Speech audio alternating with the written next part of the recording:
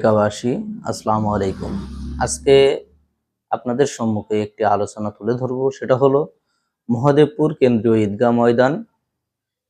এই মহাদেবপুর কেন্দ্রীয় ঈদগাহ ময়দানে আমাদের মহাদেবপুর দক্ষিণ পাড়া এবং মহাদেবপুর উত্তর পাড়া দুইটা ঈদের নামাজ দুই জায়গায় হতো। সেটা অনেক ধরনের আলোচনার সাপেক্ষে গতকাল রাত 7টার দিকে গ্রামের সকল মুরব্বী এবং যুবক সকলকে নিয়ে একটি আলোচনা অনুষ্ঠানের আয়োজন করা হয়।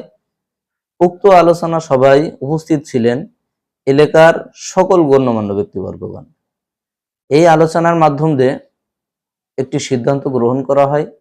এই সিদ্ধান্ত হলো মজিবর ভাইয়ের বাড়ির পাশে যে জায়গাটা আছে 27 শতক জমি, এই 27 শতক জমির উপরে এই ঈদগাহ নির্মাণ করা হবে। তো এখানে দুই পাড়া মিলেই এই ঈদগাহটি নির্মাণ করা হবে এবং দুই পাড়া মিলে এখানে জানাজার নামাজ, ঈদের নামাজ সবগুলো এবং উৎসবমুখর পরিবেশে এটা করা হবে।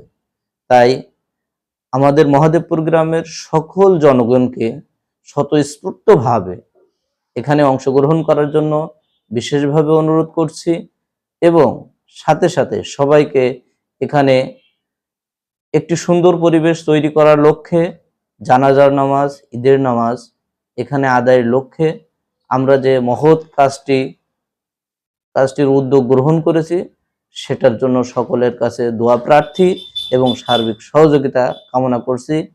সবাইকে ধন্যবাদ। আসসালামু আলাইকুম।